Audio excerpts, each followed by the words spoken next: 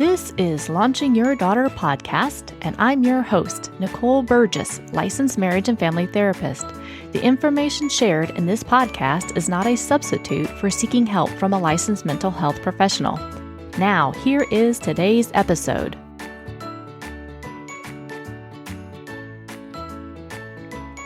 Episode 58.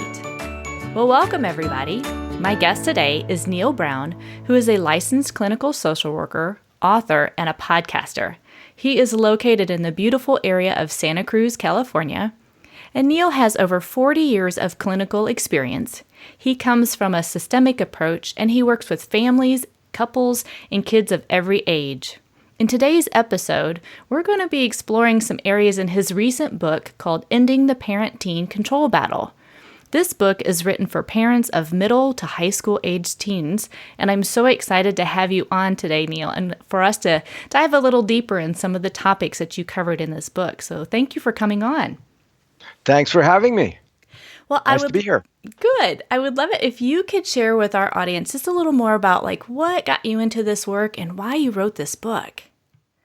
Okay. Well, let's see. I was a VISTA volunteer, which was the Domestic Peace Corps back in the mid-'70s or early 70s when I was in a rural area in southern Colorado working at a Head Start program and then at a school for developmentally delayed kids. And in that environment, I began to realize that the more we connected as teachers, the more we connected with parents, the better the kids did. In other words, the parents who were sending their kids to this school had a lot of shame and disappointment about who their kids were and their performance and who they were in life. And we went out and told these parents that we thought their kids were great, we were really enjoying them, and showed them the improvements they were making. Suddenly, the kids' performance in school just bounced up, their self-esteem got better, and the whole school developed a new culture and a new feel to it. And the families and the kids all benefited. And I realized then and there that there's a powerful force inside of families that affects individuals in a very profound way. And then when I was thinking about going to graduate school, I discovered there's a whole field called family therapy. And the Graduate School of Social Work in the University of Denver had Family Therapy 1 and Family Therapy 2 in the curriculum. And I said, that's for me. Awesome. Yeah, I've got the marriage and family therapy background too. So it's a passion for me as well. Yeah. Yeah, definitely. So we're part of that tribe together. Mm-hmm. Well, yeah. I love that even early on, and I know I interrupted kind of where you were going here, but even early on, you recognize that really reflecting back the strengths of kids with the parents and trying to end that shame that I know a lot of parents will feel if things aren't going well or there's certain behavior issues going on with kids or even delayed issues with kids. There's a lot of shame that comes up for that. So I loved how way early on in your career, you were already reframing that for parents. Well, yes. And I think, today that's how we would think of it, Nicole. And back then, I don't even think I understood the concept of shame and how it affects us as parents and as kids. Yeah. And so today we can look at it and say, okay, we know what that is. And we know we can do things about that too. Yeah. Yeah. So before I had kind of intercepted there and cut you off, why did you then end up writing this book then for parents of teens? Okay. Well, my roots go back to structural family therapy, which I studied in graduate school under the lead family therapist and author of that school of thought is Salvador Minuchin. Mm-hmm. And I became a student of structural family therapy throughout the early time of my career. I went to Philadelphia, studied at the Child Guidance Clinic in Philadelphia under Salvador Minuchin, and we brought the trainers from that clinic out to Santa Cruz to train the therapists that were working with me at my clinic at youth services. And I just became a devout student of structural family therapy at that time. And then eventually I went into private practice. And people started saying to me, Neil, the way you think about things and the way you help our family is different from the other kinds of advice and ways other therapists have worked with us. And then someone said, who was a school administrator, said, "Would you speak to our schools about what you've been telling me?" And I said, "Well, I don't know what I'm telling you specifically. I'm a therapist. I'm not a speaker." And they said, "Well, all the stuff you told me, just compile it and make a talk." So I compiled it and made a talk, and I did that for a few years. And then someone in the audience said, "Have you ever thought about writing a book?" I said, "No. I'm not, I have my own learning disabilities, and I've got my own ADD issues." And I thought, "Oh man, I could never write a book." So, but she said, "Well, I actually have a small publishing company. I'd be happy to help you." So I said, "Okay." And I started meeting with her and her editor, and little by little, we structured out a book and started to fill it in. But then there was an early recession, and she lost her editor. And I started working in industry as a management consultant, and I just put the book on the shelf. And then after a while, I just realized, that's still an itch that needs to be scratched. I still want to birth that book. It's still a passion in me. Yeah. So I went back to the book and got some help. I found a new editor who could help me work on it, and a coach who who helped me get some resources and put together. And little by little, we went through it until we found a publisher, and then the publisher gave me their resources, and out of that came a book. And the surprising thing to me is, with all that help and all that input and all that professional guidance I got and feedback I got and direction I got, it really is my book. It really has my voice in it. It really has my thinking in it, and it really has my clinical experience in it. And it's still a very personal experience to read the book, and certainly a personal experience to write the book. Absolutely. And I'm so grateful that you did persevere through all those kind of starts and stops. And that sometimes is kind of like life, right? We have a lot of things that you can get derailed, and you get back on track and you move forward with it. So I'm so glad you did continue with it, because I agree, as I was telling you before we were recording, that I love the various things that you have given the parents who are going to read the book, if they haven't already, with the vignettes and the some of the steps and ideas that you've conveyed. To me, it's very easy to digest. It's not overwhelming how it's laid out. And then at the back of the book, which we'll talk more towards the end, is some other resources for parents as well. So again, really grateful that you continued with this book. Yeah, no, that's a message for everyone, that if I can write a book, you can do whatever your dream is. Let me tell you. Yeah. Well, and I think, part of that too, because, I was kind of making a note here, I was like, perseverance. And that's so much what parents are trying to role model to teens as well, right? Because in this book, you talk about like 3 stages of adolescence, which I would like you to kind of expand upon a little more.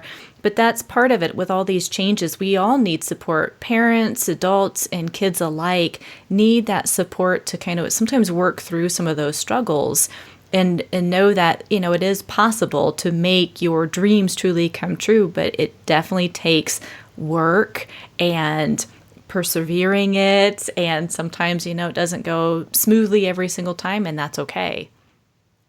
You say it perfectly. Success is not a pretty thing. Yeah. So it's a messy process to get to a thing that you might want to call success. Absolutely. And particularly parenting. Yes. Yeah. There's a lot of messiness in that. Absolutely. Absolutely. Yes, indeed. Yep. Yeah.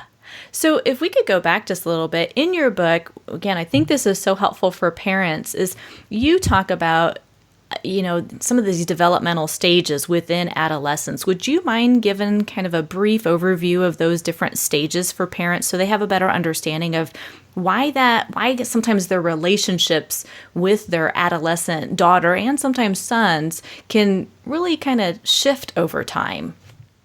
Mm-hmm. Yes, and it's important that they do shift. So here's a way to think about it, Nicole, that adolescence is that period of time between childhood and young adulthood. And so if you picture a footbridge that connects the land of childhood over to the land of young adulthood, and then realize that what's going to happen during this period of time is our kids are going to be leaving the land of childhood, stepping on that footbridge and going up and over and down to the other side and land in the land of young adulthood. So as they're just starting up that bridge, think of 12, 13, and 14-year-olds, they really can't see exactly where they're going. They're just kind of starting up that bridge. And on the top of that bridge might be middle adolescence, and that would be our 15-year-olds. But our 12, 13, and 14-year-olds might be thinking like, okay, I'm becoming a teenager. I need to become like one of those creatures. I need to become like that teen boy or that teen girl. That's what I'm looking for, that I'm going to call success. Mm-hmm. So in so doing, they're starting to choose their music and their identity and their clothing and their peer group and their activities that define them and begin to form this thing that they're going to call a teenager, or that we're going to call a teenager. So that energy that's going on in early adolescence is a push away from family towards this thing called teenager. And so parents are going to find that kids are, all the things that represent family and childhood are now going to be rejected and are going to annoy our kids. And they're going to reject those and say, oh, that's too young for me. That's too terrible. Actually, that might be Monday, Wednesday, and Friday. And then Tuesday and Thursday, they might hug their teddy bear again and want you to cuddle with them as they watch their favorite Disney movie. But it is this kind of mixed thing of leaving childhood and moving towards adolescence. And then if you think about late adolescence, I'll get back to middle adolescence in a second, but if you think about late adolescence, like 16 is where I consider it starts. And what happens at about age 16 is kids get the idea in their brains is, wow, 24 months and I'm 18. I'm going to be going to college or getting a job or being on my own, or, I'm going to have to get things figured out here. So now, instead of the motivation being moving away from family, the motivation becomes preparing for this next stage of life and getting ready to be this more self-reliant individual. Now, that's not to say that they're easy to raise, or that they're not still being oppositional and avoidant of parental expectations, but they're mostly motivated by this looming entry into the land of young adulthood, which, having passed the crest of the footbridge, they can begin to see. So 16, 17, and then 18-year-olds who might very well still be in high school and preparing for whatever's going to happen next for them, they can be pretty obnoxious, and they can start as they think, okay, I'm done with this family business. I'm my own person now. Dad, do you have $40? But, and the car keys. But you know what I mean? That's where they're on their way to what's next for them in life. Now, if you think back, and I've missed my 15-year-olds, because 15-year-olds are right at the top of the bridge, and they can look back and they can still see childhood and relate to it, but it's off in the distance. And they can see the land of young adulthood, but it's off in the distance. So 15-year-olds are kind of like that quintessential teenager, where all the teenage angst and all the teenage drama is going to live right there with them. And they're not afraid of young adulthood yet. They don't have that fear of, what am I going to do in 24 months? They're a little fearless. And yet they've accomplished a fair amount of independence, because now they've got friends that drive, and they've got their skateboards that they can, get around town on, or their bicycles, or their feet. And they basically are pretty independent, and yet not scared enough. So they're about their future. So they can make a lot of mistakes. 15-year-olds can be a high-risk age group for a lot of kids and a lot of families. Yeah, and I love the metaphor that it really is this adolescent age is like this footbridge from childhood to young adulthood. And what you're describing is also what you've talked a little bit about in the book too, is the neurological changes that are happening in the brain, where those connections that we're born with at that stage, they really start to die off, go away if they're not being used. And it's also the prime time for learning. For adolescents as well. So yeah, that risky behavior goes up. Oh, it's not going to happen to me. Mindset sometimes can happen. And that's where having that parental support and guidance, and even having, some of that from peers and other resources outside the family, can kind of help guide that as well and give them some structure during this stage. Yes, you raise a very important point, which is that the neurology of an adolescent is very different from the neurology of a child, and it's very different from the neurology of an adult. So teenagers, adolescents are their own breed of human being. They're their own creatures, and you're exactly right. They become specialists in their brains become specialists. So those things that they spend a lot of time doing, whether it's music or schoolwork or a basketball or car repair, whatever it is they're putting their time and their energy into, their brains are wiring for that. And essentially the teenager is telling their brain, I'm going to be doing this for a long time. This is a very important area for me. So you're going to have to wire to support me in this area. And those areas that kids don't develop at that time, when they get into their adult years, it's a little harder to build the wiring and build the neurology for that. So, for instance, if you learn Spanish or Japanese in high school or during your adolescent years, you're going to learn it more easily and more permanently. If as adults, when we try to learn that stuff, it's learnable. We can do it, but it's just a heck of a lot more work. It absolutely is. That's for sure. Yeah. Well, during this stage, I know oftentimes, and I talk with the parents that I work with too, that sometimes things, the conflict is going to happen. And that's normal in any relationship, parent, child, peer to peer, family to family. Conflicts happen. But what you talk about in here is what we call the power struggle, the power and control battles. And I loved it. You gave it kind of a name, which you called it the Beast. And would you mind sharing a little more of when you talk about control battles, how are you defining that in your book? Oh, excellent question. Thank you.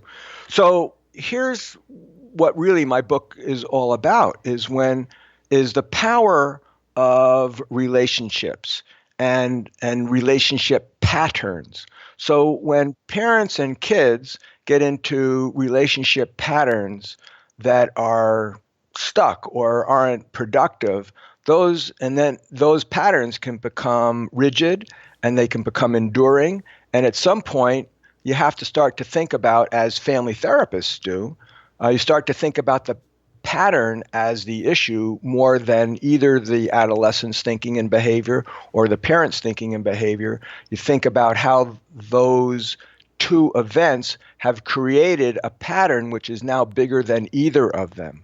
So it's that negative pattern that I try to see and understand for myself as the therapist in the room. And then I try to help the families see the pattern and how they each participate in the pattern, and then find an avenue and a new set of behaviors that will help them unlock the pattern and create something that's a lot healthier, more flexible, and more productive to child development. Well, and I love too, you've hit it. That's really kind of how I work it as well, as looking at that pattern. And I know what I kind of call that is you're zooming out with the parents and the teens, of saying, hey, let's kind of zoom out a little bit. And for each participant in that conflict, let's look at, what you guys are doing that contributes to that kind of dance or that pattern.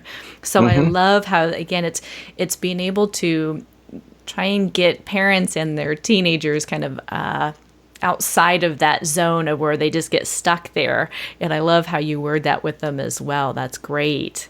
Yeah. And then what I found is that by personifying this pattern and calling it the beast, what I do is I give it an identity, and I give the parents and the kids the job of starving the beast. So rather than fighting each other, they're starving the beast. And that joins them, creates an alliance between the parent and the kid, and essentially to change their relationship. But really what they're focused on is starving this beast, which is extremely productive in their outcome. Yeah, absolutely. And it's a lot more fun. Absolutely is. I love it because it's putting the issue outside of both of them versus in between those dynamics, for sure, between those relationships. So would you mind giving some examples of how it is parents can actually decrease some of these power struggles that they may have with their teen daughter or son, what are some of the steps that they could do to begin to change those patterns? Okay. Well, that of course is the $64,000 question. And, it's all, we have to look at what each parent might be doing that's supporting the control battle, and they're going to need to find an opposite behavior usually. So if I was going to say a few things, I would say number one is stop trying to change your kid. Yes. Have faith that your kid is going to make the changes that they need to make. What you want to focus on is changing your parenting. Yes. So number one is make sure that your attitude towards your kid is communicating faith in them and communicating a healthy vision of who they are. In other words, if we get into, you're never going to amount to anything. Oh my God, my kid is going off the rails. This is terrible. I got to do something. I got to fix it. Then what we're going to be doing is feeding the beast. What I want parents to be able to do is say, okay, here we are. This is adolescence. It's a time of transition, and maybe we're into this stuck spot. What can I do that's going to, A, help me remember and help my kid remember that they're fabulous and that I believe in them and I believe in their potential and I believe they're going to get through this and get on to the next place. And number two, how can I make it really clear what the standards are and my expectations of them are, and then give them the chance to get there. Of course, there are these things called consequences, but I try to get parents away from the concept of consequences, because what happens when we're thinking in consequences is that becomes something that parents do to change a kid's behavior. Like, if you did something bad, I'm going to give you a consequence so you'll learn from it. If parents and teens are in a control battle, that's just another battle in a long war. So what I try to help parents understand and kids understand is this isn't a consequence. These are privileges, and you have an opportunity to earn privileges, but you're not going to earn them unless these two things are in order. Number one, you're managing your responsibilities, and number two, you're demonstrating a positive attitude. If you're managing your responsibilities and you have a good attitude, and a good attitude means cooperation and respect, if you've got those things in place, then you're going to be earning your privileges. If you don't have those things in place, you won't be having privileges. And privileges these days mean electronics. It could mean car keys. It could mean free time and the ability to go out and do what you want to do with whom you want to do it. So when parents get into the fight with kids are, still having their phones and they're still having their computers, and then when parents go to take it away from them, then it's a matter of, well, that's not fair. I want it back. What do I have to do to get it back? And then eventually they get it back, and it's just another episode in the war. So I try to get parents out of the business of changing their kids' behavior and give kids the responsibility to change their own behavior. And I love that, because it is so important. That's what I also discuss with parents and teens too, that, having that accountability and showing responsibility, you do earn those privileges. And I sometimes refer to them as freedoms. And that shows your parents, that shows other mentors or adults. It's like, hey, you're ready for maybe this next level of giving you more things to be accountable for, because you're showing the maturity of it. You're showing you can take responsibility for it, which helps them prepare for, if they, as you said earlier, if they go off to college or they're moving out of the house, that they have the skills to help them truly succeed as a young adult outside that, being under constant supervision of maybe their parents, because they're out and about doing their thing now. Exactly. And that's why parents have these standards in place. It's because they know that these are the skill sets that their kids are going to need for later in life. And, unlike the kid's attitude might convey, parents really are trying to help their kids succeed. They're not trying to control their kids. They're trying to help the kids develop their own self-control. And I'm curious if we kind of flip it to the other side then. So for the parents who are listening, or maybe even if their teen daughters are listening to this right now, what are some of the changes or choices maybe the teen daughters could do that would also help decrease these power struggles with their parents? Excellent question. What I try to tell kids, what I do tell kids, is that trust is the currency for independence. In other Yeah. words, as they build trust, the more trust they have, the more confident their parents are going to have in them. And then the more privileges and the more independence they're going to be granted. So rather than fighting for what they want, they can build trust and then have faith that their parents are going to honor that effort with independence and privileges. And I love it. In one part of your book, too, you talked about how parents can really support that piece of it as well is through validation. When they communicate back what their daughters are doing and how it's, whether it's, matching the parents' expectations because they've had discussion with their daughter about what their expectation is, whether it's, homework stuff, chores, whatever it may be, that when parents validate, they're kind of, in a way I call it, you catching them doing something well, you're letting them know that really feeds more of those positive choices, and the kids feel good about themselves as well. And as you talked about in here, that self-esteem continues to rise up too, which I know is a real struggle for many, many young women and girls out there, that can kind of take a dive sometimes around the age of 9. And so we're really trying to bolster that back up. No, that's well put. And the other thing that's important for parents to think about is that the research is really clear that kids will respond to rewards more than they'll respond to punishments. So, and while I don't want to promote a behavioral based model here, it's just that when kids earn privileges, they feel proud of them. Yes. When they're just given privileges, but then they're taken away as punishment, well, that's much less effective. Yeah.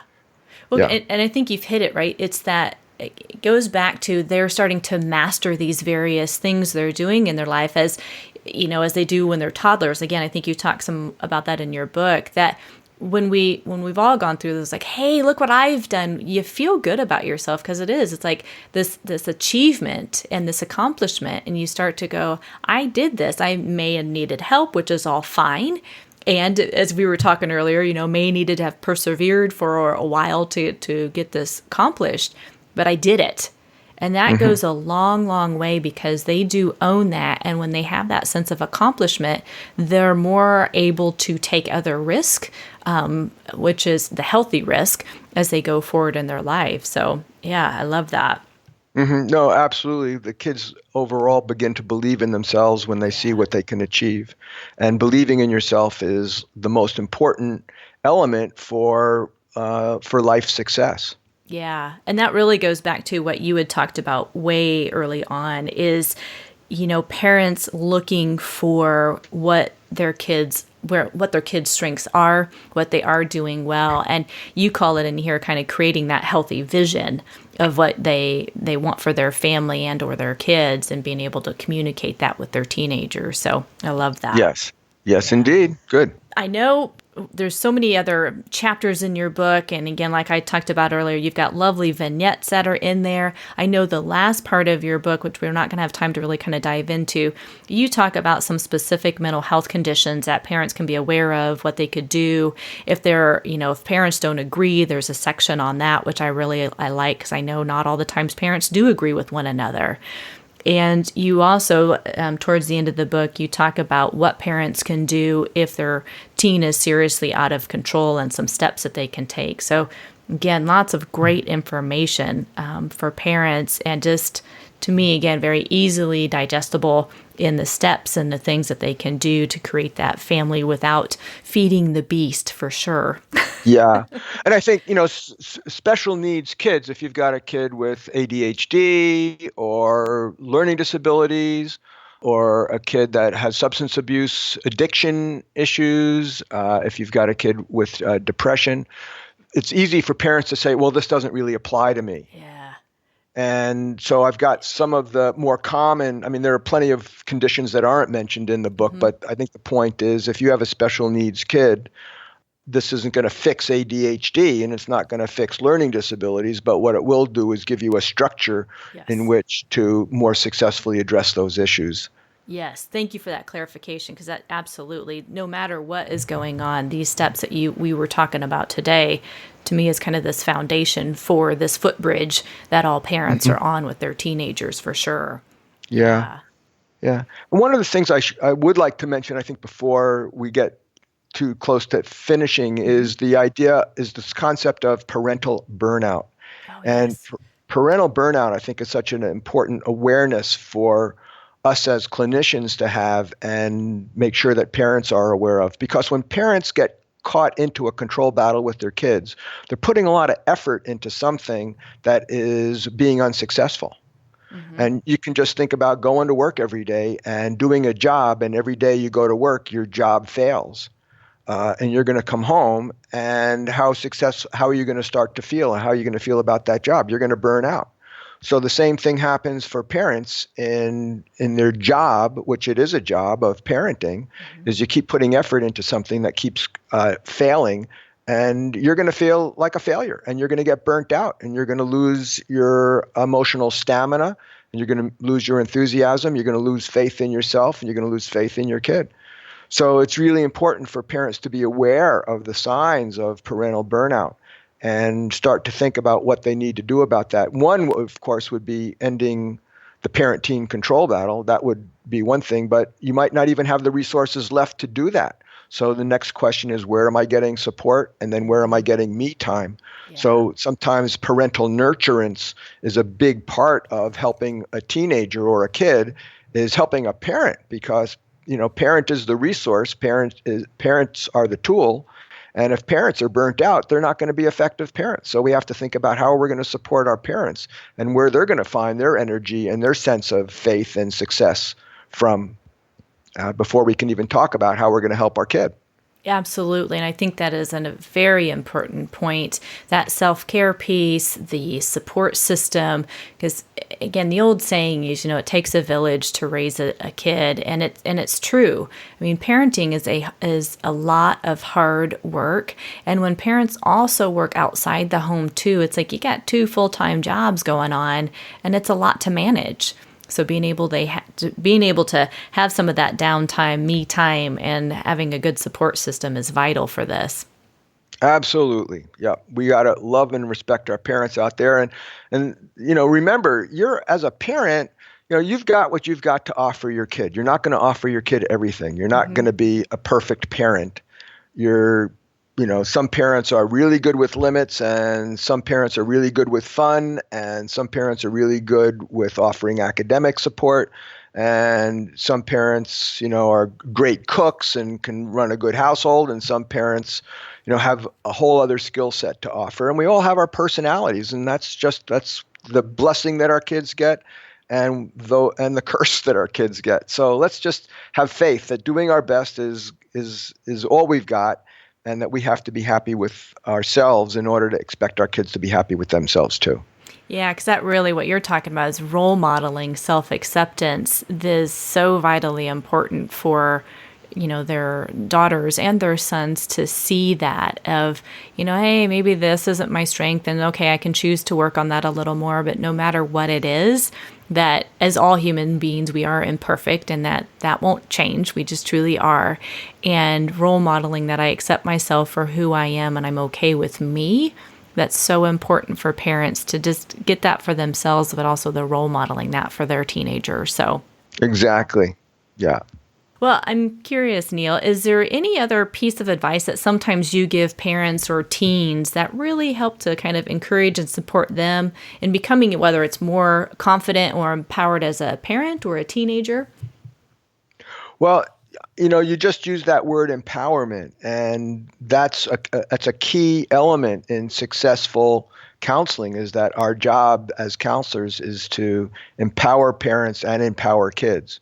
And I think if we can get a message to them of believing in themselves and empowering them to do their best at both levels, I think I'm going to have faith that they're all going to do very, very well. And we all live in an imperfect world. You're not going to raise a perfect kid. So let's just empower our kids as parents, and as therapists, let's empower our parents and go forward and have faith that everyone's going to catch on to this whole notion of learning and growing and enjoy the process of their own growing up and their own engagement in life. We need kids. We need this population of kids, of teenagers, to grow into a world that's has a lot of problems and has a lot of risk factors.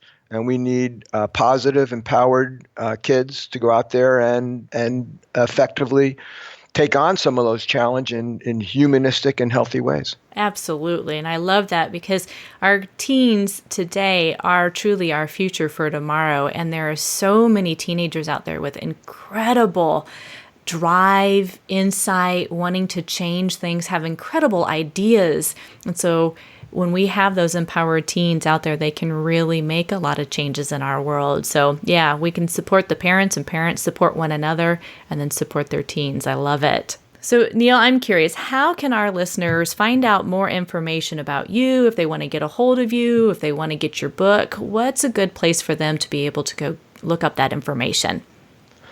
Well, my book is available on Amazon or your favorite online retailer.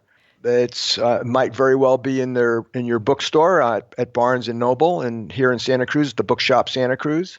And you can find me online at neildbrown.com. And Excellent. Well, I will have that all on the show notes. So if you're out there driving or you don't have a pen and paper next to you to write all that down, no worries.